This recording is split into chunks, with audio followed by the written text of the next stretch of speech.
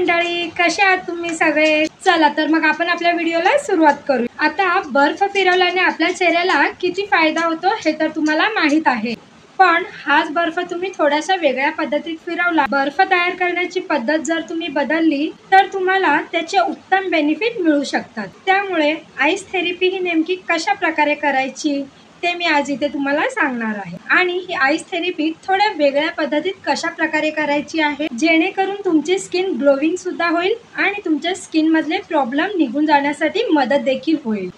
So yes, let start. So तुम्ही बर्फ तयार करताना हा बर्फ कशा प्रकारे तुम्ही वापरू शकता।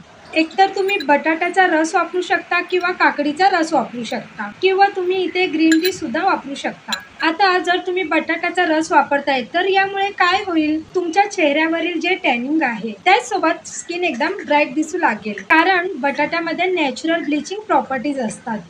जसे तुम्ही बाहेर जाऊन पार्लर मध्ये वगैरे ब्लीच करून येतात त्याचे जसे फायदे होतात ना, तसा सेम फायदा या बटाट्याचा सुद्धा होतो, कारण की त्यामध्ये नैसर्गिक ब्लिचिंग प्रॉपर्टीज असतात।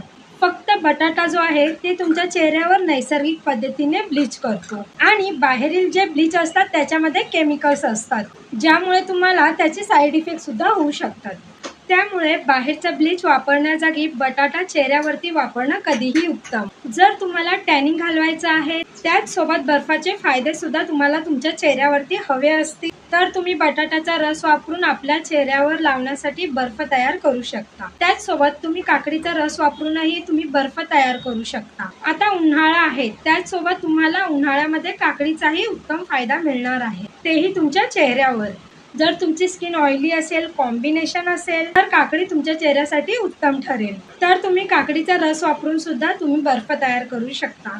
जर तुमची स्किन ऑइली असेल, तेलकट असेल, तुमच्या स्किनवर पिंपल्स असतील किंवा तुमच्या चेहऱ्यावरती पुरळ येत असतील, येण्याचा त्रास असेल तर तुम्ही ग्रीन टी वापरून सुद्धा बर्फ तयार करू शकता।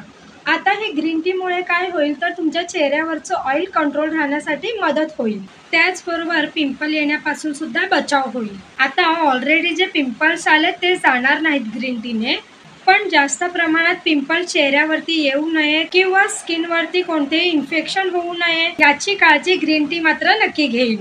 आता बटाट्याचा रस, काकडीचा रस किंवा ग्रीन टी यापैकी कोणताही तुम्ही पदार्थ वापरून तुम्ही हे बर्फ तयार करू शकता आणि ते बर्फ तुम्ही तुमच्या चेहऱ्यावर फिरवू शकता।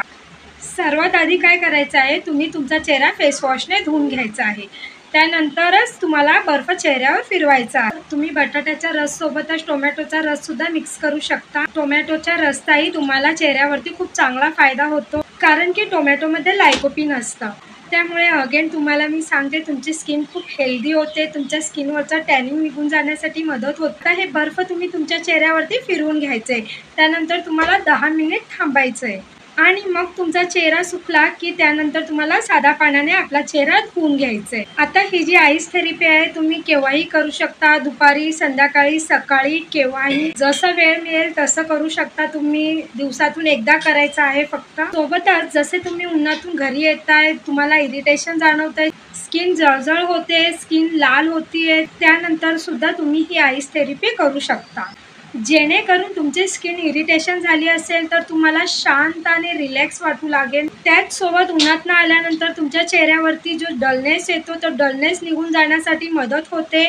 त्याच सोबतच चेहऱ्यावरती बर्फ लावण्याचे फायदे काय ते मी ऑलरेडी यावरती व्हिडिओ बनवला आहे। त्याचसोबत बर्फ कशा प्रकारे लावायचं त्यावरतीही मी व्हिडिओ बनवला आहे, त्याची लिंक डिस्क्रिप्शन बॉक्समध्ये दिलेली आहे, तो व्हिडिओ सुद्धा तुम्ही नक्की बघा। आज जशा पद्धतीने तुम्हाला आईस थेरपी सांगितली ती थेरपी तुम्ही नक्की करून बघा आणि तुम्हाला त्याचा रिझल्ट कसा मिळतोय ते नक्की कळवा। पुन्हा पाहत राहा इझी लाईफ विथ श्वेता। चला तर मग आपल्या चॅनलला लाईक आणि सबस्क्राईब करायला विसरू नका। चला तर मग नवीन विषयासह पुढील व्हिडिओमध्ये भेटूया। आजच्यासाठी इतकंच, थँक्यू।